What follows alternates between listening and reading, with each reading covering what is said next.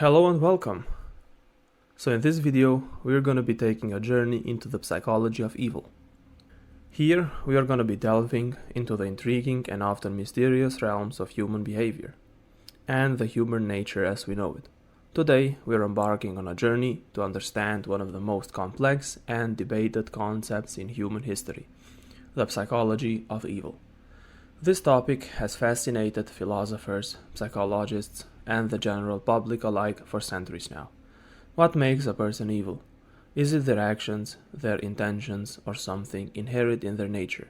In this video, we're going to explore these questions and more. Now, let me ask you, have you ever wondered what drives a person to commit acts that society deems evil?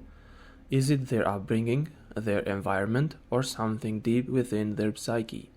These are not just philosophical questions, but the ones that have real implications in our understanding of human nature and morality. As we dive into this topic, I invite you to keep an open mind and perhaps question your own perceptions of what constitutes evil. The concept of evil has been a subject of debate for as long as humanity existed. From ancient myths to modern-day crimes, the idea of evil has evolved, yet it remains a key element in our attempt to understand why certain individuals commit acts that are normally morally reprehensible. We often label actions as evil when they go against societal norms, cause harm, or are driven by malicious intent. But is it the label of evil too simplistic to capture the complexity of those actions? In today's discussion, we're going to unravel some of these complexities. We'll look at how psychologists and philosophers have attempted to define and understand evil. Is it a psychological disorder or a social construct, or something entirely else? This exploration is not just academic, it has real-world implications, from criminal justice to how we view and treat those who commit harmful acts. Throughout history, the idea of evil has been shaped by cultural, religious, and philosophical influences. In medieval times, evil was often seen as a supernatural force, while in the Enlightenment brought a more human-centered view to it, focusing on a moral and ethical choices, more than the supernatural. Understanding this historical context is crucial as it shapes our modern interpretation of evil and the various psychological theories that attempt to explain it. As we proceed, we'll delve into fascinating psychological theories, dissect the role of empathy and morality, and examine how social and cultural influences can foster environments conducive to evil acts. We'll also explore the psychological profiles of those who prepenetrate or are predisposed to these acts and discuss prevention strategies. So stay tuned as we explore the dark corners of the human mind and try to answer the age-old question, what makes someone evil? So, first point, historical perspective on evil. Let's take a look on history and how evil is portrayed throughout it. Now let's dive into the historical perspective and on evil. Understanding the roots and evolution of this concept is essential in grasping its psychological dimensions. The way we perceive evil today is a culmination of centuries of thought, debate, and cultural influences. From ancient civilizations to modern societies, each era has had its own interpretation of what constitutes evil, influencing how we approach and understand it today. In ancient cultures, the concept of evil was often intertwined with religion and mythology. Civilizations like the Greeks and Egyptians personified evil through gods and demons, attributing malevolent acts to supernatural forces. In these societies, evil wasn't just a moral falling. It was a cosmic battle between deities and demonic forces. The good versus bad, the angels versus the devils. This view continued into the monotheistic religions, where evil was seen as a direct opposition to the divine, as we said. devils versus angels, often personified by figures like Satan in Christianity or Ahriman in Zoroastrianism. Moving into the medieval era, especially in Europe, the concept of evil became heavily linked with religious dogma. Acts considered evil were often those that defined the teachings of the Church, and the devil was seen as a very real and present threat. However, with the dawn of the Enlightenment, thinkers began to shift the narrative. Philosophers like Immanuel Kant and John Locke started to frame evil more as a moral and ethical issue, grounded in human actions and intent, rather than supernatural influences. The 19th and the 20th centuries brought further evolution to the concept of evil. With the rise of psychology and the discipline, thinkers like Sigmund Freud and Carl Jung began exploring evil from a human psyche perspective, looking at internal conflicts, desires, and the unconscious mind. The horrors of the world wars and the Holocaust profoundly impacted our understanding of evil, leading to theories that sought to explain how ordinary people could commit such atrocious acts. In our modern era, the understanding of evil is more nuanced and complex than that. It's no longer just about morality or supernatural forces. It is also about psychological, sociological, and even biological factors. Contemporary discussions around evil involve debates on the nature of psychopathy, the impact of social and cultural influences, and the role of empathy, or lack thereof, in moral decision-making. This multidimensional view allowed us to approach the concept of evil from various angles, providing a more holistic understanding. As we delve deeper into the psychology of evil, it's crucial to keep a historical context in mind. It shapes not only how we define evil, but also influences the various psychological theories and perspectives that attempt to explain it. The journey from ancient myths to modern psychology reveals that our understanding of evil is not static. It evolves as our society evolves and knowledge grows. This evolution is key to unlocking the mysteries of what individuals commit acts considered evil by societal standards.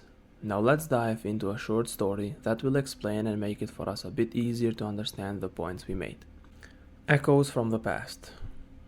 In the quiet town of Dorchester, England, nestled amid rolling hills and ancient buildings, lived an elderly historian named Edward. Edward, with his white beard and deep-set eyes, was a man whose life was a bridge to the past.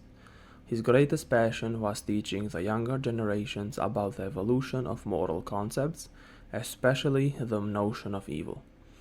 One autumn evening, as the leaves painted the town in shades of orange and red, Edward sat down with his granddaughter Lily in his cozy study, surrounded by shelves of old books and artifacts. Lily, a curious high school student, was working on a project about the historical perspectives on evil. "Grandpa," she began hesitantly, "I need to understand how our ancestors viewed evil. It's for my project, but I'm finding it hard to relate to those old stories and beliefs."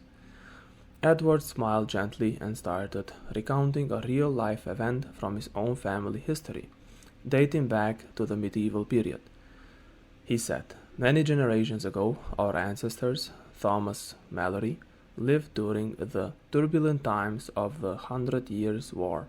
He was a man of faith, deeply intertwined with the Church's teachings, which at the time were the moral compass of society."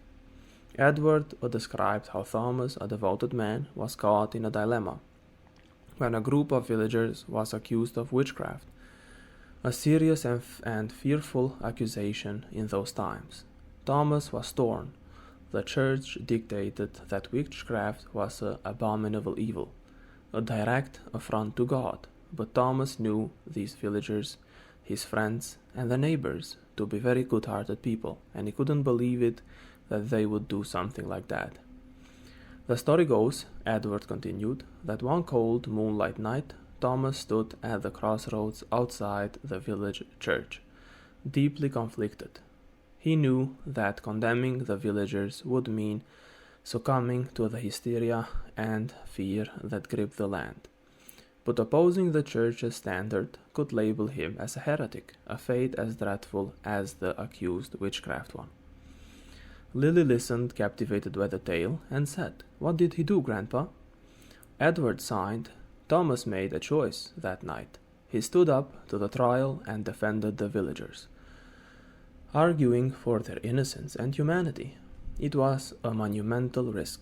The church and many villagers shunned him, but he stood by his beliefs that the true evil lay not in the superstitions and fears of the time, but in the abandonment of compassion and reason.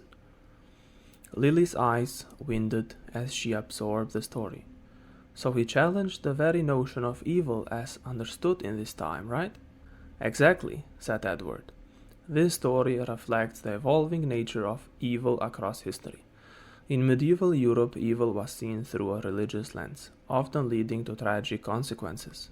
Thomas's story is a testament to the courage it takes to confront prevailing notions of evil in this case, and to redefine them in a more humane and rational light. As Lily scribed down notes, Edward's story illuminated not just a family legend, but also a crucial lesson in the shifting sands of moral understanding. In the heart of Dorchester, a story from the past had breathed life into a modern understanding, bridging centuries of evolving thought. This short story, while fictionalized, is based on a real-life event that also happened many years ago, providing a narrative that reflects the historical evolution of the concepts of evil. Back in the day, these witch hunts were very real, and a lot of innocent people were accused of witchcraft and burned in the stake. So with this in mind, let's move on to the next point. Psychological theories of evil. Let's now delve into the psychological theories that attempt to unravel the nature of evil. Psychology, as a field, offers unique insights into why individuals might engage in what is considered evil behavior. Today, we'll explore some of these theories, shedding light on the intricate workings of the human mind in concepts that lead the malevolent actions. First up, we have Philip Zimbardo's Lucifer effect. You might know Zimbardo for his infamous Stanford prison experiment. In his book, Zimbardo explores how good people can turn evil. He argues that it's not just inherent personality traits, but situational forces and systemic struggles that can lead individuals down a dark path. The Stanford prison experiment, where ordinary students transformed into abusive guards in a simulated prison environment, is a prime example of this. Zimbardo's work emphasized how situational dynamics more than individual personality can foster evil actions. Next, we have Stanley Milgram's obedience experiment, a landmark study in understanding evil. Milgram sought to understand how the Holocaust, an epitome of human evil, could happen. His experiment revealed a straight truth. Ordinary people are capable of inflicting harm when instructed by an authority figure. Participants were willing to administer what they believed were painful electric shocks to strangers, simply because they were told to do so by an authoritarian person or a person in authority. This experiment highlighted the power of authority and conformity in propelling individuals to act against their moral compass. Another crucial aspect of understanding evil is the role of empathy, or rather the lack of it. Psychologists have found that a deficit of empathy, the ability to understand and share the feelings of others, is a common trait among those who commit acts deemed evil. Additionally, the concepts of moral disengagement comes into play.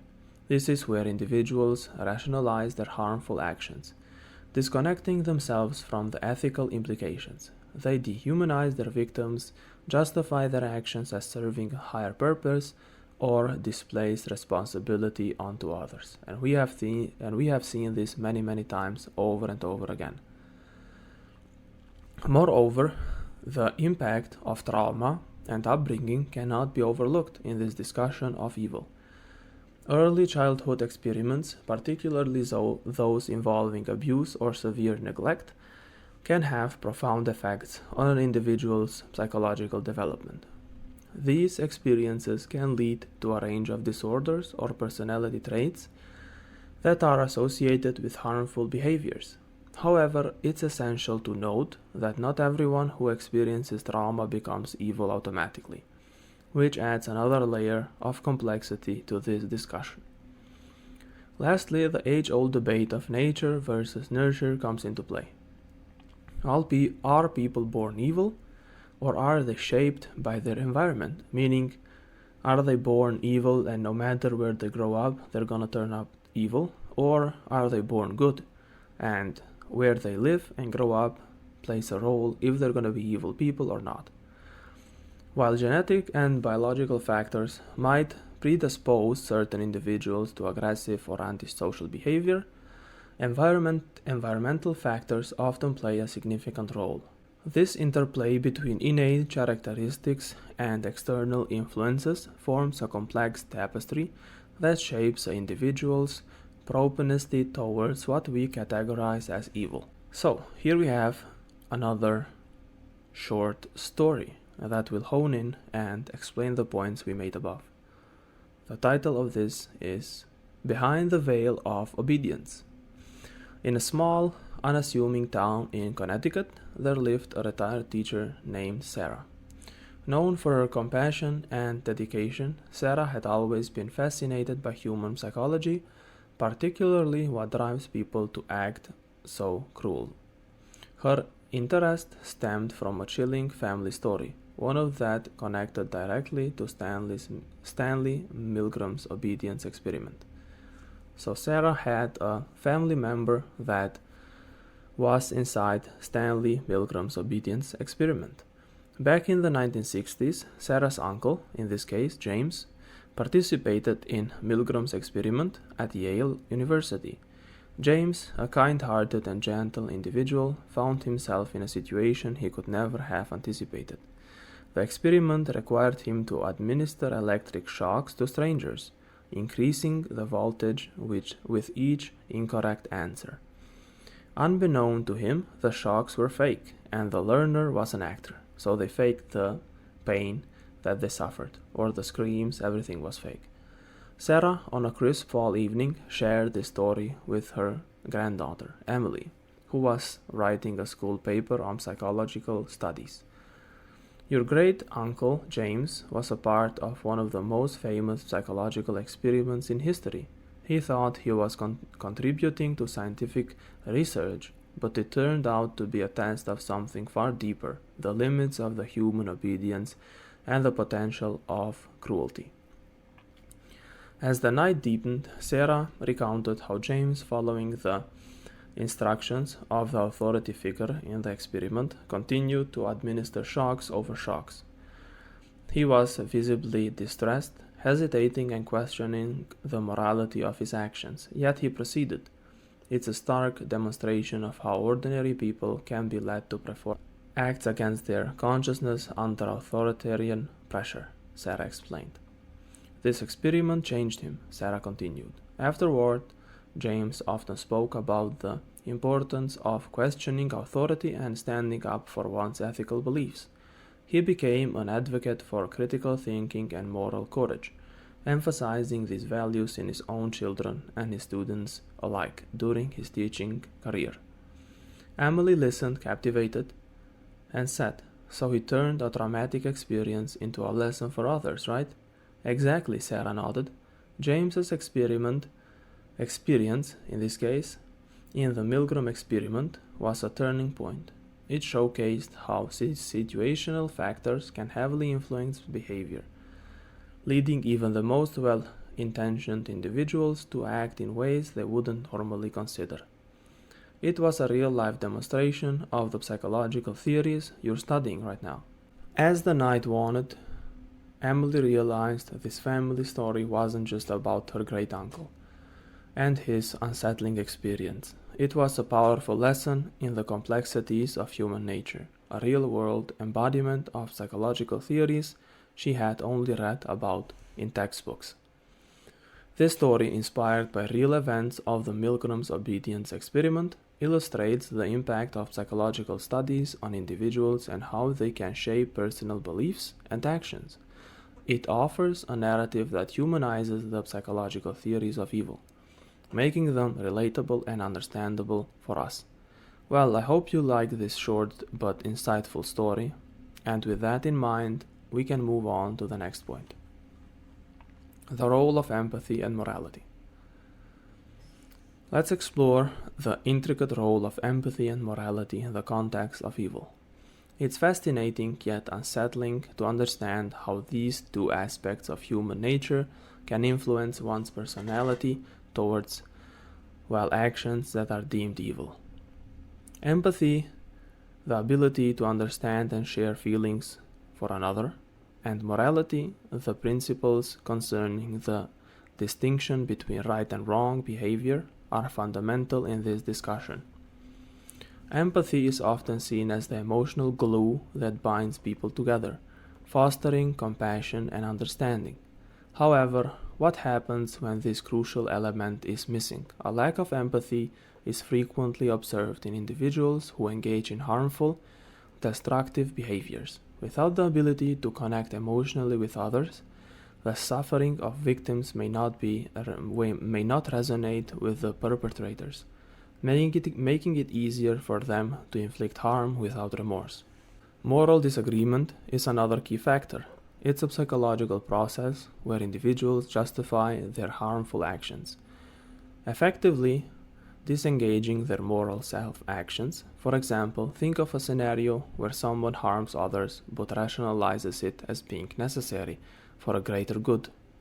This cognitive restructuring allows individuals to commit acts that they would typically consider immoral, without feeling significantly guilty or distressed about them. Societal and cultural norms play a crucial role in shaping an individual's morality. What one society may consider evil, another might see as acceptable or even honorable. This relative morality can lead to actions that, for an outsider's perspective, appear cruel or evil. It's a complex interplay between individuals' beliefs and societal values, often leading to a wide array of moral standards and behaviors. Personal experiences and development also heavily influence empathy and morality. Childhood experiences, education, and social interconnections contribute significantly to how individuals develop these traits. Those who grow up in nurturing environments are more likely to develop strong empathetic skills and a solid moral foundation.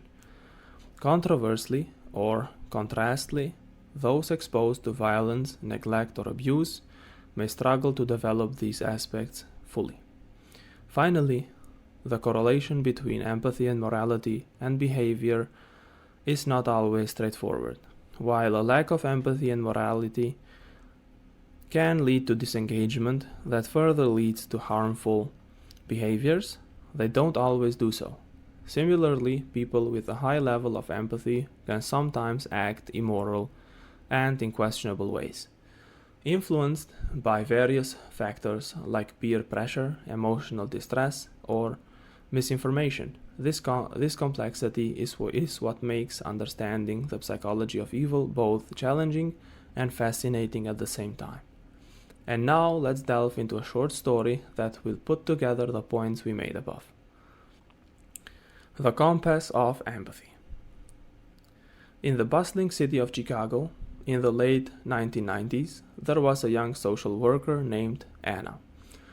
Anna's job often brought her face to face with the harsh realities of human behavior, but one particular case stayed with her, shaping her understanding of empathy and morality forever.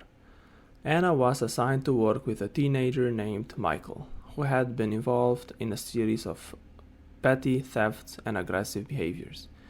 Michael came from a troubled home where, neglected and abused, he had developed a hardened exterior, seemingly indifferent to the pain and distress of others.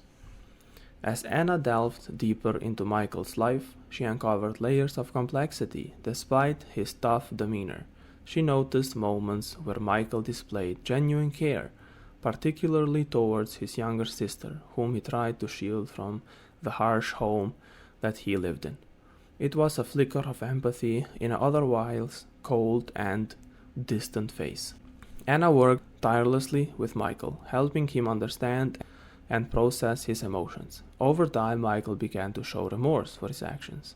He started to understand the impact of his behavior on others, slowly developing empathy that had been suppressed for years on end. The turning point came when Michael intervened to help a classmate being bullied. This act of kindness was a stark contrast to his previous behavior and testament to his evolving sense of empathy and morality. Anna realized that Michael's ability to empathize and act morally has always been there, buried under layers of trauma and survival instincts. This story, inspired by real-life events in the field of social work, illustrates the complexity of empathy and morality in shaping behavior. It prompts us to reflect on the potential for change in individuals and challenges in the black and white notions of good and evil. As the story of Michael and Anna concludes, it leaves us with a thought-provoking question. Can empathy and morality be nurtured in those who seem to lack it? And if so, what does this mean for us to understand good and evil in human behavior? Well, I will leave you with this question in mind. Although it's a tough one, I'm sure you have some answers ready in mind. If so, feel free to leave a comment. I'm very interested in reading them and maybe get insight into your own psyche, my dear viewer. So, that in mind, let's move on to the next point. Societal and cultural influences. Moving forward in our exploration of the psychology of evil, it's crucial to examine the societal and cultural influences that shape human behavior. The context in which individuals grow and operate can play a pivotal role in steering them towards actions that are considered evil. Let's delve into how different societal and cultural factors can contribute to this complex phenomenon. Societal norms and pressure can have a profound impact on behavior. Often, what is deemed acceptable or unacceptable in society dictates how individuals act. For instance, in times of war, actions that would normally be considered reprehensible can become normalized or even celebrated. The pressure to conform to societal expectations or to fulfill a perceived duty can lead individuals to commit acts that they might not under different circumstances have done. Cultural beliefs and values also play a significant role. Different cultures have different values and concepts of what is right and wrong, which can influence an individual's perception of evil. In some cultures, actions like revenge or punishment might be seen as justifiable or even honorable, whereas others might view these same actions as immoral. This variation in cultural morality can lead to a wide range of behaviors being classified as evil. Group dynamics and the human tendency towards conformity are another crucial aspect. The influence of a group can lead individuals to engage in actions they might not consider as individuals. The classic example of this is the bystander effect, where the presence of others inhibits individuals from intervening in a harmful situation. Similarly, being part of a group can embolden individuals to participate in actions they would normally avoid, often escalating to harmful or evil actions. Socialization and education can play a fundamental role in shaping an individual's understanding of good and evil. The way children are raised, the values they are taught, societal narratives they are exposed to, can deeply influence their moral compass. Education systems that promote critical thinking and empathy can be powerful tools in guiding individuals away from harmful behaviors and forming an evil personality per se. Lastly, historical and political concepts cannot be ignored. Significant events in history, such as wars, genocides, and political upheavals, have shaped societal collective understanding of evil. Political regimes and movements often manipulate these understandings to justify or condemn certain actions. Understanding the psychological impact of these contexts is vital in grasping how societal and cultural factors influence individuals' actions. Now let's dive into a short story that will highlight and make us understand the points we made above better. The Echoes of War. This story, inspired by the real-life events surrounding the experiences of soldiers during the Vietnam War. It particularly draws from the documented accounts of the My Lai massacre, a tragic incident that highlighted how societal and cultural influences, particularly in war setting, can lead to horrific actions. In the small town of Perryville, Kentucky, lived a Vietnam War veteran named John. John now is in his 70s, often spent his days in a quiet contemplation, haunted by memories that never faded.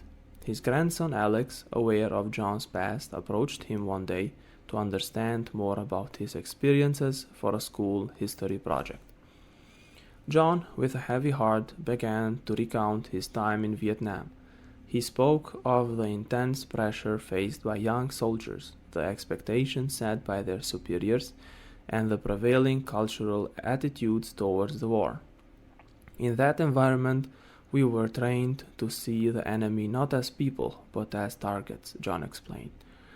The societal pressure, the fear, the propaganda, it all contributed to a mindset where normal rules didn't seem to apply. John then hesitantly delved into the events of My Lai, a day that forever changed his perspective and his human nature. And his psyche, we can also say that. He wasn't directly involved, but the news of what happened, the massacre of unarmed civilians by US soldiers, sent shockwaves through his unit. That day, many young men who were once ordinary folks like you and me were driven to commit unspeakable acts, John said with a pained expression. Alex listened, trying to comprehend how the young man, much like his peers, could partake in such horror. John spoke of the group dynamic, the dehumanization of the enemy, and the moral disintegration that war often brings. War has a way of twisting your sense of right and wrong, especially when everyone around you seems to follow the same twisted rules, he added.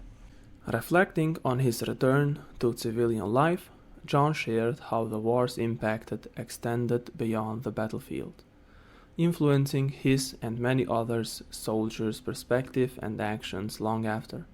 It took years to reconcile with what happened, to understand that what we were told and what we believed was influenced so heavily by the societal and cultural context of war, he said. As the conversation came to an end, Alex sat in silence, grappling with the complexities of what his grandfather had shared. John, looking out of the window, posed a thought-provoking question, not just to Alex, but to himself as well. In this situation, where societal norms are, if you can say, broken, how do we hold on to our moral compass? And can we truly understand the actions of individuals without walking a mile in their societal and cultural shoes, or in the pressure they were in? He asked. Well, that's a hard one to answer, right? And I'm sure we all can relate to that it is very, very difficult. So with that question in mind, I hope it will, provoke a thought in you. And if so, please leave a comment below. I'm very interested in reading them. And with that in mind, let's move on to the next point, the banality of evil. Now let's turn around and focused our attention to a concept that profoundly changed our understanding of evil. Hannah Arendt's theory of the banality of evil. This idea was conceived during the trial of Adolf Eichmann, a key architect of the Holocaust. Arendt, a political theorist, observed Eichmann and concluded that rather being a fanatic or sociopath, he was surprisingly quite ordinary and mundane. This observation led to a groundbreaking insight about the nature of evil. Arendt noticed that Eichmann was not driven by a malevolent ideology or a desire to do evil. Instead, his actions were motivated by an unthinking adherence to duty, a sort of bureaucratic compliance. He was, in her words, terrifyingly normal. This suggested that horrendous acts could be committed by ordinary people who simply accept the premises of their state and conform without critically evaluating the morality of their actions. The implications of Arendt's theory are profound. It challenges the notion that only monstrous, inherently evil individuals commit these kind of actions. Instead, it proposes that ordinary people, when placed in certain circumstances and given specific orders, can perform acts of great evil too. This theory brings to light the importance of critically thinking and moral judgment in everyday life, highlighting how passivity and blind obedience can lead to disastrous consequences. However, Arendt's theory has not been without criticism and debate.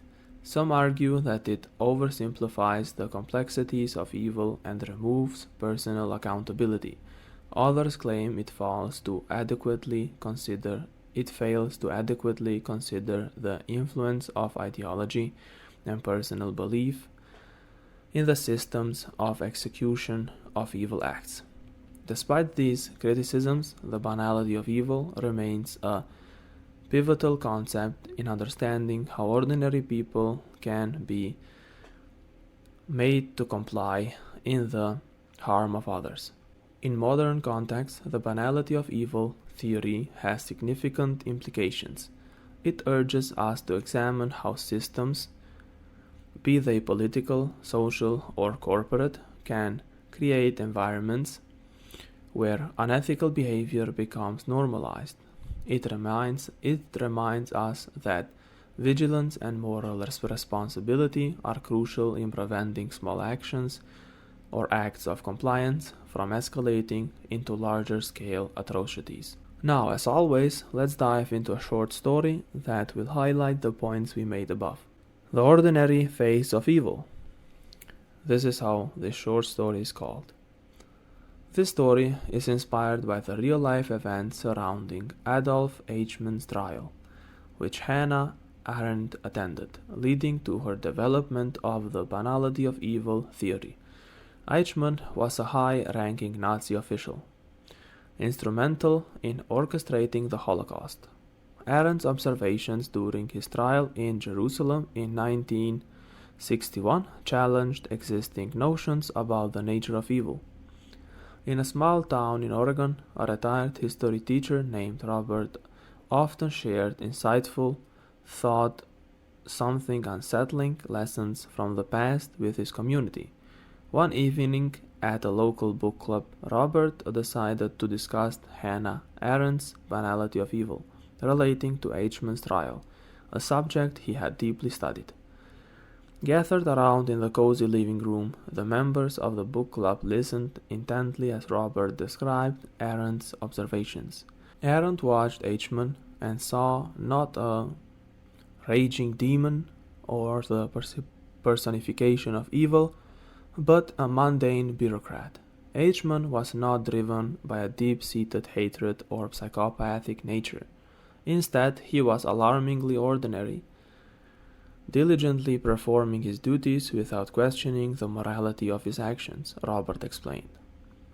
He delved deeper into the concept, explaining how Arendt's observations suggested that great evils of history are not always the result of monstrous individuals, but often carried out by ordinary people who fail to think for themselves. It's about the danger of unthinking compliance, the prevail of just following orders without moral reflection, Robert emphasized. The room fell silent as the group reflected on this idea. One member, a young woman named Emily, voiced a troubling thought. It's frightening to think that everyone, even the most ordinary person, could be capable of such atrocities under the certain circumstances, like in this case orchestrating the Holocaust, that millions would die. Robert nodded, acknowledging the weight of the realization, and said, Aaron's theory compels us to question our own capacity for moral judgment. It's a reminder of the need for constant vigilance in our ethical choices, no matter how small or routine they may seem. As the discussion came to a close, Robert left the group with a thought-provoking question. If we were in H-man's shoes, part of a system bigger than him, preparing immense harm, would we have the courage to question it, or would we too become an H-man in our banality of evil? As always, the question is not easy, and well, I hope you can come to a conclusion with yourself and answer that one. With that said, let's move to the next point. Psychological profiles of perpetrators. As we continue to unravel the psychology of evil, it's essential to explore the psychological profiles of those who perpetrate evil acts or commit evil acts. Understanding the common characteristics and psychological makeup of those individuals can provide insights into how and why these harmful behaviors occur. However, it's crucial to remember that these profiles are not absolutely and do not apply to every individual who commits harmful acts.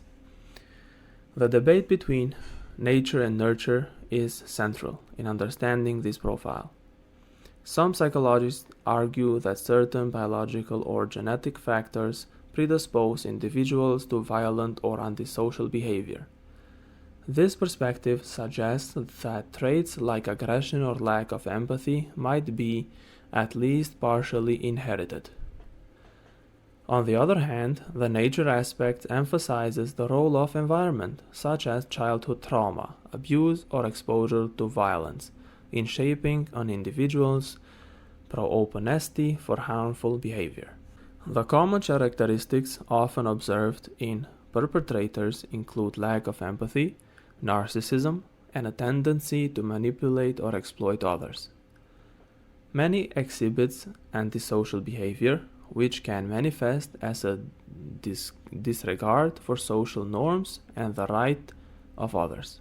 However, it's important to note that these traits alone do not make someone evil.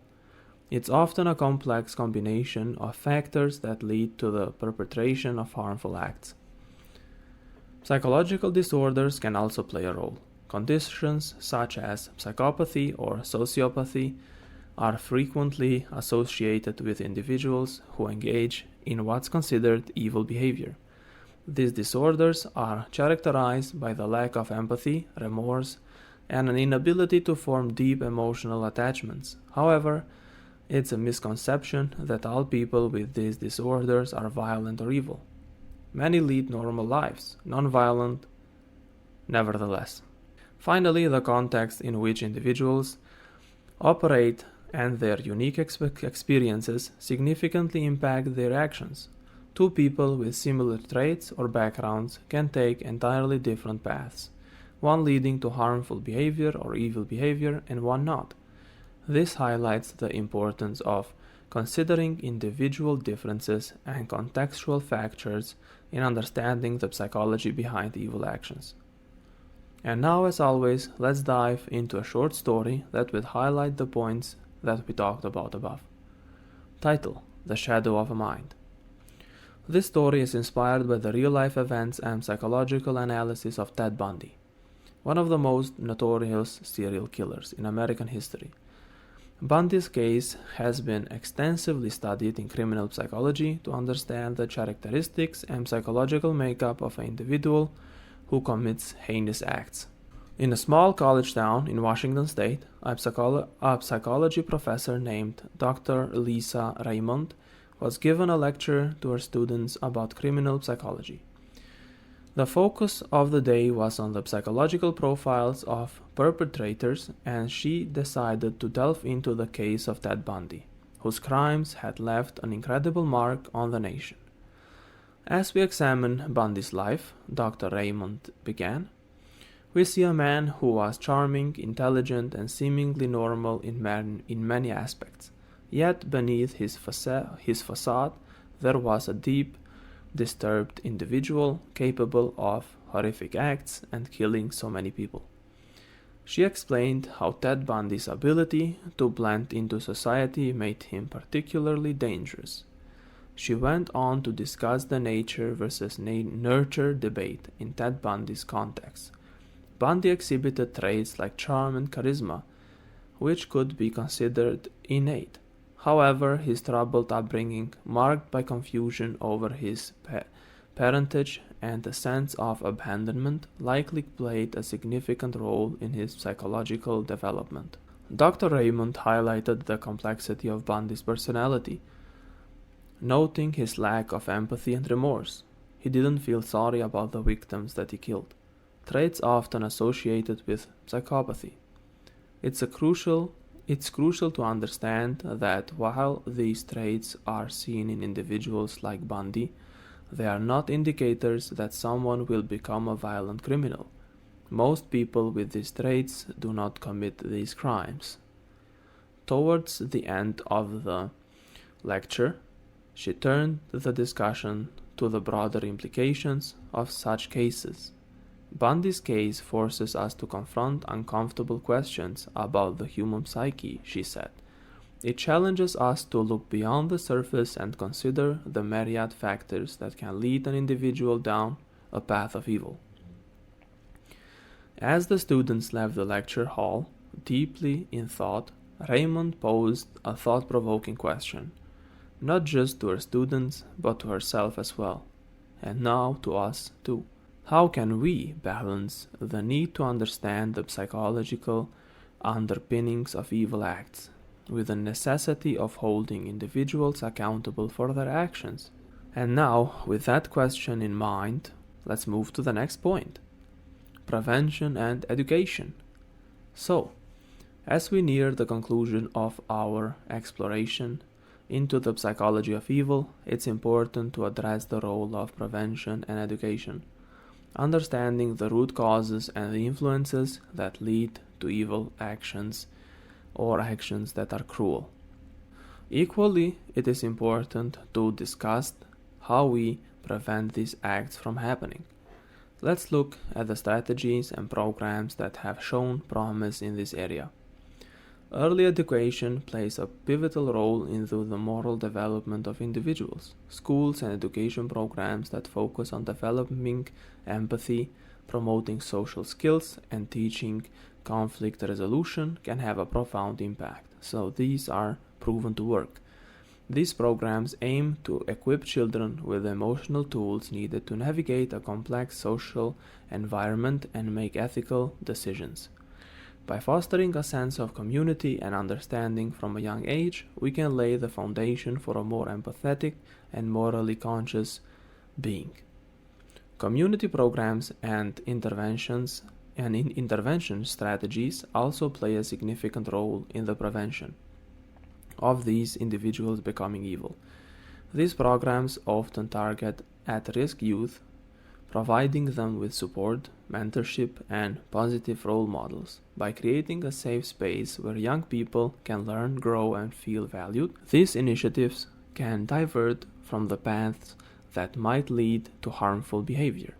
Additionally, rehabilitation programs for offenders are crucial in preventing them going back to the path of evil and helping individuals reintegrate them into society and be a responsible citizen.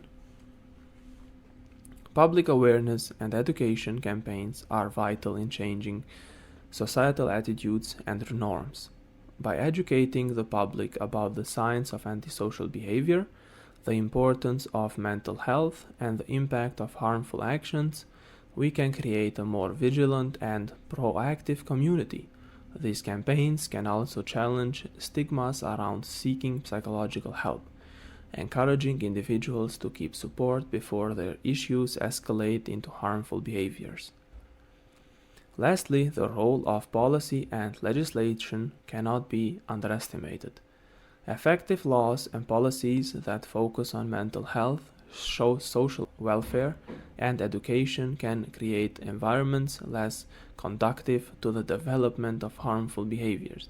By addressing issues like poverty, inequality, and access to mental health services at a systematic level, we can reduce the factors that often contribute to the manifestation of evil acts. And now, as always, let's dive into a short story that will highlight the points above. Turning the Tide.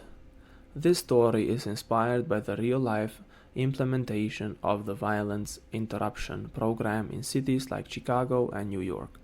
These programs are part of the public health approach to reducing violence throughout the community and intervening with, these people that lives take a dark path, proving effective in decreasing crime in the cities and also in the troubled neighborhoods. In the heart of Brooklyn, New York, a neighborhood once plagued by violence and crime, a man named Marcus dedicated his life to changing the narrative. A former gang member, Marcus had experienced firsthand the cycle of violence that gripped his community. After a life-changing stint in prison, he became involved with a community-based program called Violence Interruption. Marcus's days were spent on the streets, engaging with at-risk youth, intervening in conflicts, and mentoring those who reminded him of his younger self. He shared with them his story of transformation, hoping to steer them away from the path that he once walked. One day Marcus met a teenager named Jamal, who was on the brink of joining a local gang. Jamal was drawn to the gang, seeing it as a means of protection and belonging. Over time, Marcus formed a bond with Jamal, showing him that there were alternatives to joining a gang. He introduced Jamal to the program's education workshops, where he learned about the conflict resolution, the importance of empathy, and how to make positive life choices. The program also involved the larger community, holding forums and working with local leaders to foster a supportive environment. They focused on creating opportunities for young people, offering jobs training, and advocating for better educational resources. Years later, Jamal became a mentor in the same program, helping others like him find a new path. The neighborhood, once a hotspot for violence, had seen a significant decrease in crime, a testament to the program's efficiency. As Marcus watched Jamal and the other young mentors, he reflected on the change they had brought up on the community. Turning to a group of new volunteers, he posed a thought-provoking question. How can we contribute to transform our community from within, and what role can each one of us play in breaking the cycle of violence and evil? Maybe we will never find the answer to this question, but all we can do is try, and sometimes that is enough. As we reach the conclusion of our journey into the psychology of evil, let's take a moment to reflect on what we uncovered. We've explored the historical perspective on evil, delving into how different eras and societies have understood this concept. We've examined various psychological theories, from Zimbardo's Lucifer effect to Milgram's obedience experiment, and discussed the crucial roles of empathy and morality in shaping behavior. We also seen how societal and cultural influences can impact an individual's actions, how ordinary people can be driven to commit acts of evil under certain circumstances, as highlighted by Aaron's banality of evil. The psychological profiles of perpetrators have shown us that the roots of harmful behaviors can be both deep and complex, involving a mix of nature, nurture, and situational forces. Our exploration emphasized the importance of prevention and education in addressing the underlying causes of evil acts. Programs focused on early education, community intervention, and public awareness can play a significant role in preventing these behaviors. Policy and legislation also have a crucial part in this to play, in creating supportive environments for mental health and social welfare. As we conclude, it is important to remember that understanding the psychology of evil is not just an academic exercise. It's a crucial step towards creating a more empathetic and just society. We all have a role to play in this, whether it's through educating ourselves, helping our communities, or simply being more aware of the influences around us. I want to thank you for joining me on this thought-provoking journey. Before you go, I have one final question for you to ponder. How can we apply the insights from the psychology of evil to make positive changes in our own lives and communities? Please share your thoughts in the comments below, and if you found this video helpful and entertaining, don't forget to like, subscribe, and hit the notification bell for more content like this. Stay tuned, stay curious, and let's continue to explore the mysteries of the human mind together. Thank you for watching.